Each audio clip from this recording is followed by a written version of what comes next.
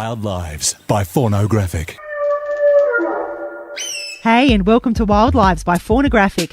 I'm Rochelle. Thank you for joining us. Today we're speaking to acclaimed whale naturalist Vicki Neville, whose expertise has seen her become widely known as the whale whisperer. In fact, a documentary of the same name was recently made about her adventures with the humpbacks of Hervey Bay, which is on Australia's Fraser coast. For the past 21 years, Vicki has spent a squillion hours both in and out of the water learning about these giants of the deep.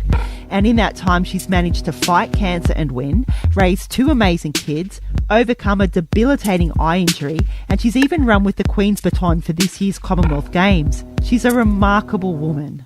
Her passion for the ocean saw her permanently move to Queensland's Hervey Bay, which is known for its whales. Every year, around 25,000 humpbacks make the journey from Antarctica to the warm tropical waters of Australia's north coast, which is where they breed and calve.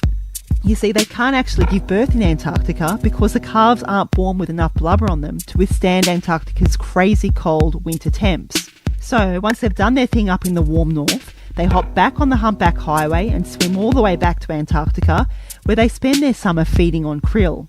At the end of summer, they then start heading back north again to breed and play, etc., and the whole cycle continues. It's a round trip of about 10,000 kilometres or 6,500 miles. It's an epic journey, and it's one that takes a lot out of them. And that's why Hervey Bay is such an important whale hotspot. It's a place where the humpbacks stop over and rest for a few days on their way back south.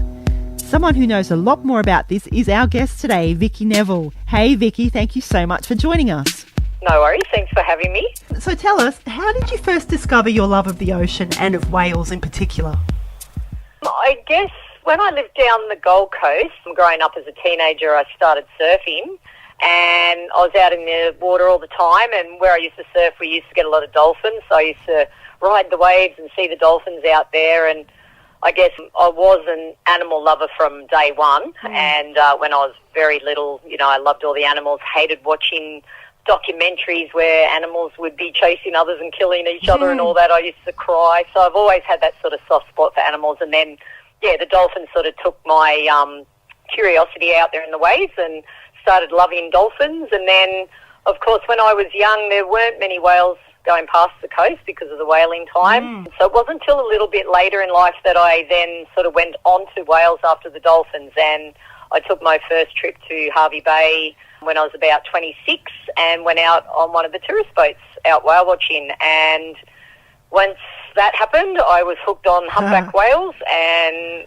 it sort of took me a couple of years to move to Hervey Bay after that, but once I did, then they became my life, basically. So that's how it all started, out in the ocean, being an ocean girl. Do you remember your actual first interaction with a humpback? Yeah, so when I went to Hervey Bay, knowing that was probably the best place in the world to watch humpback whales, I went out on this day boat, and it was a little chugger. It was back in the day where the whale watching was quite small, actually, nothing like now, and went out on a day tour, and we chugged on out there at about probably 7 knots, and it was a really glassy day, and I remember sort of seeing whales and being hooked straight away, but I'll tell you what, it was nothing compared to what I see now. It was so far away, the whales. There was no close encounters as such. I remember seeing a breach, and it was like, oh, wow, I've got a photo of a breach. That was really cool. Yeah. So I remember that breach, my first breach. But, as I said, it was quite a distance, but I was intrigued, and I even remember talking to the girl that worked on the boat, asking her questions, how do you get a job doing this? And that's really vivid, and I remember all of that. And, of course, I couldn't get enough, and I think I did 2 trips that season as the tourist, and then I went back to the Gold Coast, and I thought that was unreal. And I did exactly the same the following year. And I went out, did another couple of trips, and that's when I went, I want to do this. And the following year after that, I moved to Hervey Bay. So I do remember those first interactions with the humpbacks. They were in Hervey Bay. But, nothing like what I see out there now. And that's because the numbers have bounced back so dramatically. Definitely. There wouldn't have been as many whales out there when I did those first trips. You go out there now and you look around and you see blows and splashes everywhere throughout the bay. I can't recall that when I first went out there. So I guess, we've got more and more whales now to enjoy, and, they're getting used to us out there too. So we get these wonderful, interactions and behaviours that we see all the time. So it was very basic when I first sort of took to whales, and, it was nothing like today. But you were completely hooked from the beginning, huh? I was as a tourist. I was like, I want this for a job. Yeah, me too. Me too. Yeah, definitely. So how were you able to actually identify individual whales? Yeah, I take a particular liking or passion to identifying whales and resighting individuals. And one of the things that we look for, but we don't always get, is their fingerprint, which is the underside of their tail. So the underside of a humpback whale, it might have a black dot or a line or a big black patch or whatever, and that's individual. That is like our fingerprints, basically, for a human. So no two tails are alike. But they don't always lift their tail. They're not whales that, like sperm whales actually lift their tail every time they dive. And quite often the humpbacks won't lift their tail, so it's sort of like you don't always get to see that fingerprint. So we do look for other things like markings on top of their body, scars, bite marks from killer whales or sharks. They quite often have bite marks on their pectoral fins and their tails. So we look for those sort of things. And even a couple have propeller marks on their bodies too. Oh. Yeah, from having interactions with boats. I've actually seen one, I haven't seen it in person, but I've seen photos of it, and they call her Blade Runner because the entire dorsal fin is just rippled from being... Yep, definitely have seen that individual as well up in Hervey Bay. Have you?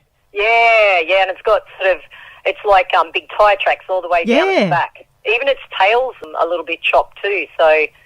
Yeah, we definitely look for all those sort of things. They're typically black on top, white underneath, the humpbacks, but sometimes they might have a big white patch on their body or a lot of white. We all know Migaloo, the pure white humpback whale, but there's some that have got predominantly white bodies with some black. So they're all the things that we look for when, we identify the humpbacks. And then if you want to know if it's a girl or a boy, you need them to roll over upside down. And if it's a female, we look for what we call a hemispherical lobe, which is a big round lump towards the back end of the body. You can see it pretty well. It's probably the size of a grapefruit or a bit bigger, and it's a big round ball that we look for, and if they don't have that, then we know it's a male. One of those, you've used those techniques to be able to identify one famous humpback in particular called Nala, and she's very special to you, isn't she? Oh, yeah, she's actually very special to a lot of people. Nala's probably our most famous individual of all, definitely our most well-known mother. And she was first sighted in Hervey Bay in 1992. She was actually sighted in Antarctica before that, but that was sort of her first recording in 1992 in Hervey Bay by the Oceania Project, Trish and Wally Franklin.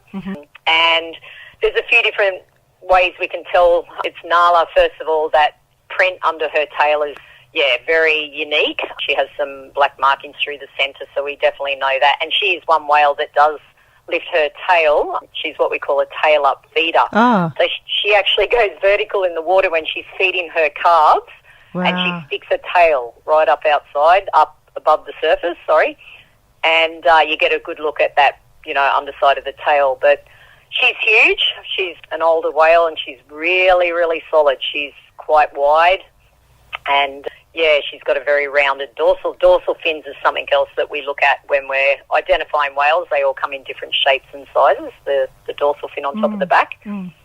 So, we sometimes see that with her too. It's very rounded and quite flat. So there's, different ways we can see it's Nala, but definitely that tail print. And she's a beautiful whale. She's had 13 calves that we've known of, and that's only what we know. Wow. She's probably had more than that. She'd be at least, I reckon, getting close to 40 at least now, and she could even be older than that. Wow. That's just what we know from history. She might be 50, she might be 60, who knows, but we definitely know she's getting close to 40 at least. And she comes into the bay quite often, most years. I think we've recorded her in Hervey Bay 15 times, like in 15 different years since 1992. So she's a very well-known whale, and she's one that everyone looks out for each year. I've been looking. I've had no luck yet, but I will keep on looking. Well, I had one of our regular passengers who has been coming to Hervey Bay for, I think, 27 years or so, and she had never seen Nala as well, but scored her last year. So Oh, maybe this year's you'll my see her time. one day, no doubt. So you've actually been eye to eye with a whale in the water. What's that feel like? Oh, yeah, no, it's pretty amazing. It's something new and exciting that's been happening in Hervey Bay. It's sort of been trialled in the last couple of years swimming with whales, but I actually had the opportunity to do it with a doco that we produced back in 2015, and the producer wanted me, in the water connecting with the humpbacks. So we took days and days to sort of find the right whale, because you've got to make sure they're in the right mood and the conditions are right, of course, with the water clarity and waves and all that sort of thing. So we had the perfect time when a couple of humpbacks came over to the boat and stayed for quite a while, and they were really interacting with us from us being on the surface. And we thought, these are the two that, I slowly slipped into the water, and they were super, super curious when I was in the water. And they were two females. Oh. And yeah. I expected you to say of young course, males or something. What's that? I expected you to say young males because they're... No, really into they mugging. were young girls. One was definitely smaller than the other. One would have only been about, maybe 1 or 2. Oh. The other female was a bit bigger, but, probably only a subadult still, a teenage whale. But she was just insanely curious, and she kept swimming over to me, making eye contact, and they definitely do that. You see their eyes moving, looking at you. I was just laying there pretty well stationary, and she kept swimming around me, and then the more time I spent with her in the water, the more curious she got, and she'd get really excited. So she'd come swim, have a look at me, she'd flick her body and do this little funny rolly, and then she'd swim round in a circle quite wide of me and then come back in. And she repeated that over and over. She'd have a little play with me and then swam the lap around, coming back into me and really interacting. She started shaking her body around and swishing her tail, but not with aggression, And Playful. yeah, she was definitely playful. She was definitely playing with me. So it was a pretty awesome experience, and we stayed in the water with her for quite a while because I had the guy that was filming as well. So it was pretty That fun, would've been amazing. and we had good clarity, so it was an amazing experience. And they're quite playful and quite curious, but you've got to have those perfect conditions. You don't want to get in the water with any whale with other behaviours that go on with them, that's for sure. So that particular behaviour sounds like mugging, isn't it? That's when a whale comes over for an inspection and they kind of check you out. What other kind of behaviours are they famous for? Yeah, well, definitely that's what we do call it, mugging. You got that right. It's when they come in and they choose to come in on their own terms, and they're very curious, and they'll come over to the boats and have a good look at us. And sometimes, they'll hang around the boat for hours on end. And that's just simply curiosity, being inquisitive, and having a look at all the people waving at them. And when they're mugging, we quite often get what we call a spy hop. Mm-hmm. And that's when they go vertical and they bring their heads right up out of the water. And if it's a huge spy hop, they'll actually bring their eye out of the water. But a lot of the time it's just under the surface. But that's definitely them, trying to have a good look at us. And we do get that quite a bit around the boat, especially when they're mugging. But there's so many other behaviours that humpbacks are famous for, and they are probably the most acrobatic of all the species of whales. Tell us about breaching. Yes, breaching, that's what everyone wants to see. You go out in the whale watching boats all the time. I hear, when are we going to see a breach? Are we going to see a breach? And it's nature at its best, I often reply, and you never know when you're going to get it. But that's when these magnificent animals lurch themselves out of the water, and they can get pretty well their whole body out of the water with a couple of flicks of the tail.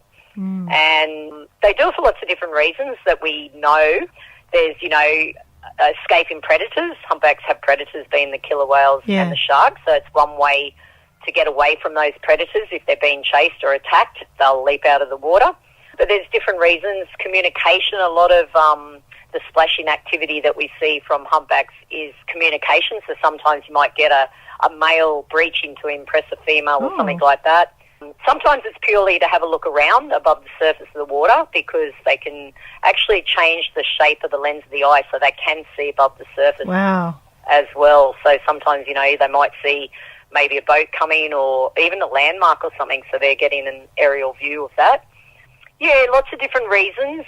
Yeah, it's a very active behaviour. You get an almighty splash at the end, of course, because it could be a 30, 40 cunt animal breaching.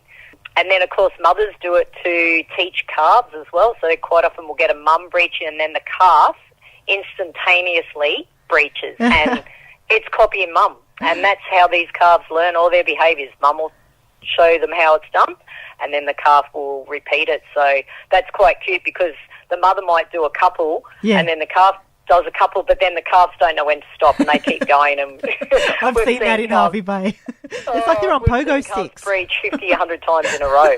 They get on a roll and have a bit of fun.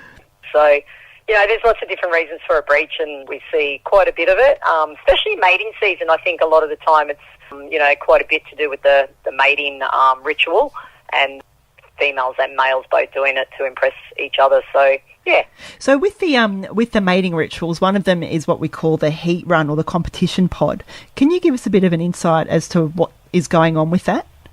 Yeah, that's pretty exciting to watch. The humpbacks are very gentle and pretty graceful most of the time, but when there's a heat run on, it's a different story. And basically, the males actually fight each other for the right to be with females. So in mating season, which is typically around sort of September, we get a lot of it here in Hervey Bay. We get the males coming in and they'll spot a female and a couple of them will actually start a bit of a fight and they'll chase that female around. But then other males hear that that's going on. There might be a little bit of singing going on too, and singing's all part of the mating game. The males are the ones that do that. And it'll attract other males. So all of a sudden you got 10, 12 whales in a heat run and they're all competing for that female.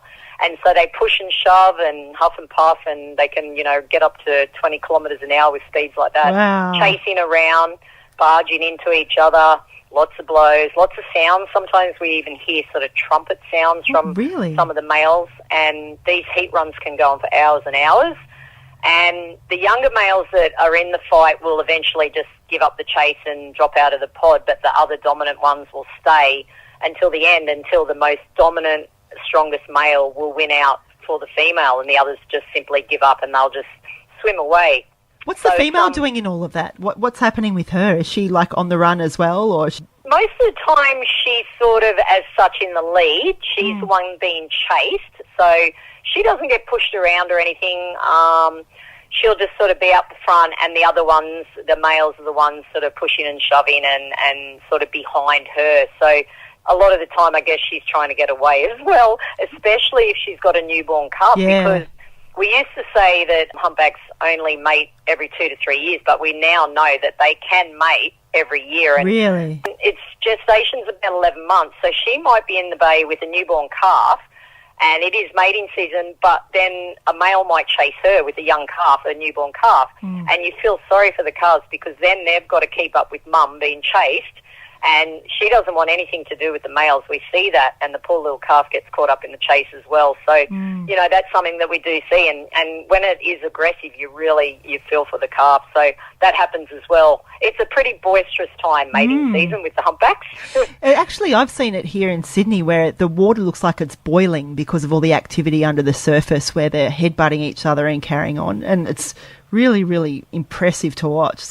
Definitely, and that's it. We don't half the time see the whole of it as well, like as such that there's so much going on under the surface. And they do blow bubbles sometimes in a heat run, and you'll see all these lines of bubbles come to the surface, and they're actually under the surface blowing bubbles to shield off one whale from another. Wow. Yeah, we call it bubble screening, and on a really glassy day, you'll see all those bubbles rise to the surface all in a big line, even 100 metres or so. And it's something that they do to, hide another whale. So you get that quite often with the heat runs as well. I knew they blew bubbles for feeding, but I had no idea that they did that with fighting as well. That's amazing. Yeah, it is amazing. It's really good to see, as I said, on a really nice, calm day and seeing those bubbles come to the surface and you don't even see the whale. It's pretty cool. You mentioned before about the singing, that it's the males who do that. I've heard somewhere that they all sing the same song every year and then they change it every year. What can you tell us about the singing? A lot not known about singing still, and a lot of study being done on humpback song. But as far as we know, it is part of that mating game, and the males are the ones that sing. Females and calves can make sounds. We have heard that, but it's not the constructed song of the male. The male song we know has a start, a finish, and verses. So, it might go for 10, 15, 20 minutes, but when they get to the end of that song, they actually stop it and start it back at the beginning. So it's very complex and very structured. And as far as we know, they do change it each year. I don't know who starts a new song and how it evolves, but that's, what we're told, that it does change year after year, but all the males in that same group sing the same song. So our East Coast group of humpbacks will be singing a different structure to the West Coast group of humpbacks, who will be singing a different structure to the ones out in the Pacific. So it's pretty amazing. It's so intriguing. As I said, a lot of study is being done. There's lots of different sounds that we hear. It's really, really loud under the surface of the water. I know back in the old days we had this little boat, and we used to actually stick our head in the water. We'd open our little gate on the back deck and stick our heads in the water just to hear that. And it's so when you're in the water, and even when a whale is really, really close to the boat, we can actually hear it standing on the deck. It's that loud, and that's just the whale next to the boat singing. If you're down in the hull sort of area, you can hear it, reverberating through the boat. So it's, extremely loud, and it travels for miles underwater. But, I know they've just been doing some studies on the song, and it's usually about 80 hertz or something, up to a couple of thousand, but new research is saying that they can get down to levels that we can't even hear, 40, 20 hertz or something. So it's very complex. Some of the sounds that we hear sounds like, motorbikes and chainsaws. Chewbacca. Most of them sound like Chewbacca to me from Star Wars. Lots of moans and groans and, different sounds. It's quite funny sometimes. To tell you the truth, we do hear year after year the changes, so we do hear the different structures. 1 year I'll sort of go, oh, that's a new sound, or a new part of the song, so you can definitely make that out. So, quite amazing what we listen to. We drop a hydrophone in, and, even if the whale's in the distance, we let our passengers hear that song going, and quite often you'll hear multiple males singing in the bay, so everyone loves to hear the song.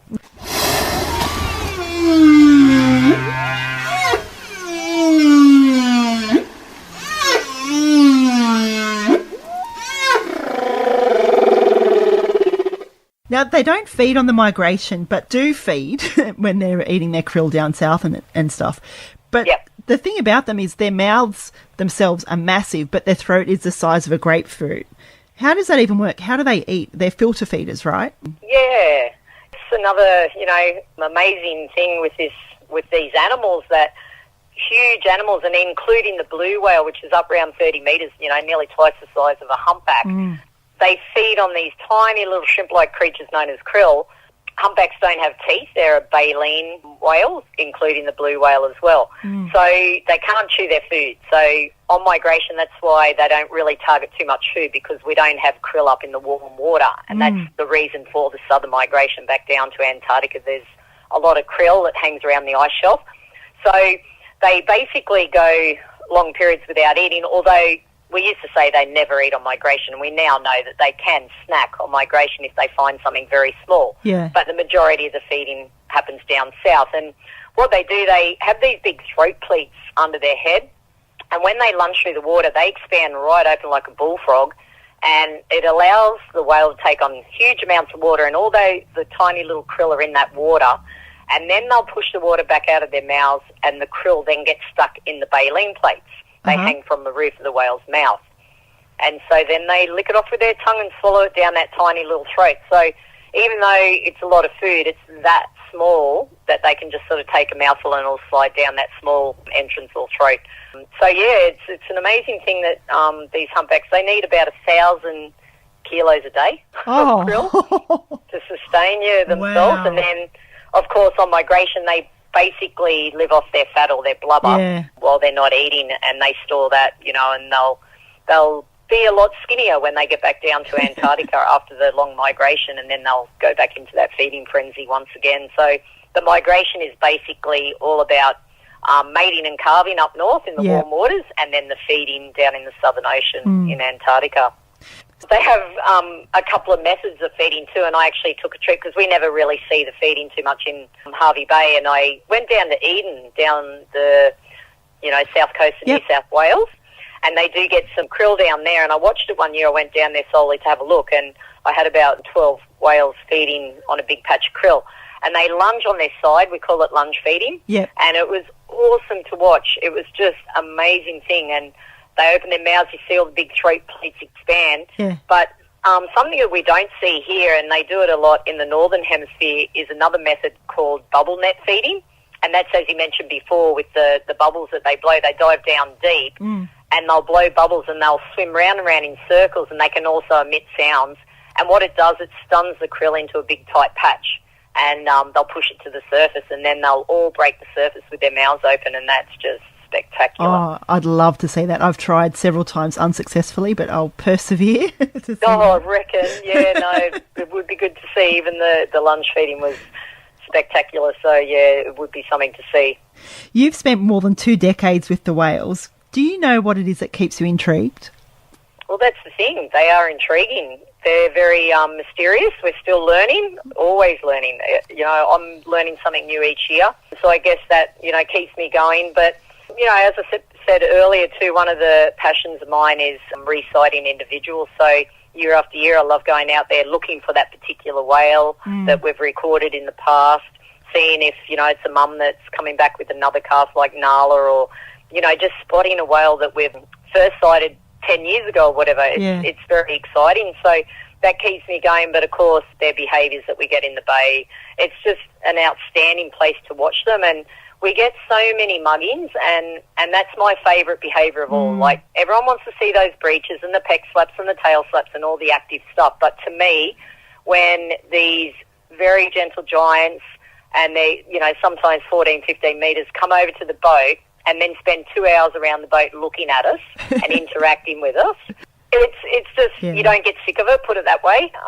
It's something that I live for, and that, you know, each year we usually get a lot of the muggings early in the season, so it's so exciting to have that as the start of the season, all these close encounters, and it's something really, really unique to Hervey Bay. If you're watching the whales off the coast, down the coast, they're sort of on the move because they're on migration, whereas here in Hervey Bay we have them stopping, and we know each whale will stay 3 to 5 days or so. So to have them really relaxed and not on the move in Hervey Bay, this is why we get all these behaviours, and the muggings especially. So it's something that keeps me going, and it's an amazing job. It's an amazing office, and I love the whales, and always learning. As I said, we're, you know, seeing new things all the time, and research, you know, into the future is going to be very exciting to keep logging down, you know, what we see when these whales are doing this at a certain age, and keeping track of whales like Nala. You know, we might see her for the next 20 years. It'll be awesome. That would be awesome. And it'll teach us more things. But, you know, in the late 1970s, a number of whales that came to Australia, as you mentioned earlier, was so tiny because of whaling. And now we're back to around, well, estimates are between 22 and 30,000 for this year ahead. Yeah. Do you know how that's all come about? How the numbers have come back so steadily? Yeah, no, the humpbacks are really surprising us, the growth, you know, like the speed of the growth, because really they say we only had about 200 or so individuals left after the whaling era for our East Coast group, and that could have been out of a possible 30,000, 40,000 or so. So, you know, the whalers decimated these populations all around the world, not just here, of course. You know, even in Antarctica, there was well over 200,000 humpbacks taken. Wow. And luckily for the whales, a moratorium was put in place in 1986, although the humpbacks were actually protected in Australia before then. In 1963, they were protected because there weren't many left, so the whalers went off the east coast of Australia and couldn't find the whales because they had taken them all. So basically, the humpbacks have, you know, been protected since then. But the last whale in Australia was taken in 1978. That was in Albany. That was a sperm whale, and then the whaling station shut down there. But that global moratorium since 1986. So we've had a long time now where the whales have been protected, even though they're facing other threats, and there is still whaling going on, as we all know. Yeah. But the humpbacks shouldn't be targeted, hopefully, down in Antarctica. So they've been making a good, steady progress, probably in the last 20 years. It took a while. Like even I remember in 1991, we used to say there was only about 1,500 in this group, this East Coast group. So it's only really been in that, 20-year period that we're seeing them really increase. And we sort of say about 10 to 12% increase a year now. Wow. I think sometimes it does get overestimated too a little bit, so I think we really need to look at that population regrowth will slow up a little bit now, because that's just natural, with the animals, that once they get to that, I guess with the food chain and all that, they'll have to sort of naturally slow down. But yeah, estimating, I reckon, probably around the 25,000 or so this year, maybe a few more, but it's great to see them recovering, and now we've got to look at all the other things that, we can do to protect the whales, because, some species aren't out of danger. The blue whales are still slowly recovering. Our southern right whales are doing very well, but in the northern hemisphere, they're very slow to recover. So there's things like, the shipping channels where these whales migrate, that these whales have trouble with, with collisions. Of course, pollution is a huge thing, and fishing entanglement, they're picking up, we're seeing more and more in Hervey Bay, whales coming in with ropes. We saw that together last year when I was up. Yeah, that's right, definitely. And we're going to see that more and more, whales picking up fishing gear, and those propeller marks that I mentioned earlier, we're going to see more of that. So we really need to now not just focus on the whaling, we can all do our little bit to help protect whales. So there's all those sort of things that they're going to have to, worry about into the future. One of the things that you've been doing over the years is you've been working with the Hervey Bay Whale Festival and your Paddle Out for Whales project. Can you tell us a bit about that? Yeah, so Paddle Out for Whales came about after, it was basically a little protest day in 2005 that we had when the Japanese whalers announced they were going to target humpback whales. Yeah. So previously they've been hunting minke whales down in the Southern Ocean, but they were going to add 50 humpbacks to their quota, and it was like, oh no, they're going to take humpbacks that we know from Hervey Bay down in the Southern Ocean while they're feeding. So I started really stressing out about it, going, imagine if they take Nala or such and such, and I couldn't get it out of my head, and then we sort of came up with a little idea that maybe the whale watching industry around Australia could do a little protest to target the government. We did to start with, to take more action to protect whales and to stop the Japanese whalers. So basically it started off with our flotilla of boats heading out the harbour with banners and signs and saying, come on government, you need to do more. And we actually did that 2 years in a row because International Fund for Animal Welfare, loved my idea when I sort of suggested that we could do it round Oz. And they sort of took it on, so they actually made it this National Whale Day. And then it grew over the years into more of a celebration day rather than the protest day. And then a friend of mine, Amanda French, came up with the idea in 2010 that we could change our day into a Paddle Out for Whales. And it was just an amazing idea. I thought, yeah, that's a really cool idea.